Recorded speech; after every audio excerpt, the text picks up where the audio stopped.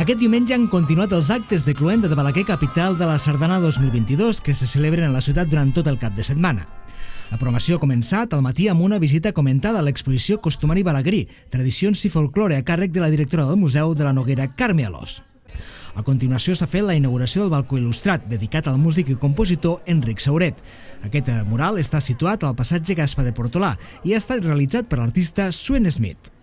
Enric Sauret, músic i compositor amb un estret vincle amb la ciutat de Balaguer, va arribar a compondre més d'una quarantena de sardanes i per aquest motiu es presenta aquesta pintura mural en el context dels actes de la capital de la sardana per tal de retre homenatge a la seva tasca i trajectòria.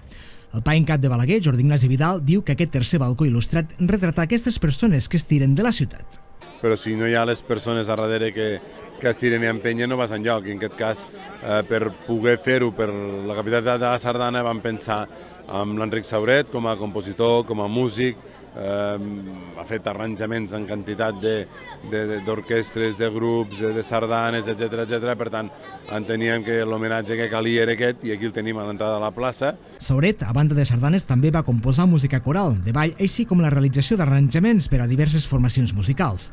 També va ser professor de l'Escola Municipal de Música de Balaguer. Precisament el seu actual director, Xavier Monge, ha posat l'accent en el caràcter proper d'Enric Sauret, que va ser el seu professor i del que guarda un record inesborrable. Una persona encantadora, era una persona treballadora, era humil, era agradable amb tothom, sempre tenia bona cara, sempre tenia un acudit, sempre tenia una gràcia i sempre es mostrava molt agraït per l'amistat i pels coneixements que podíem fer mútuament. Per tant, jo guardo un record inesborrable i penso que aquest balcó il·lustrat li fa un gran homenatge a ell.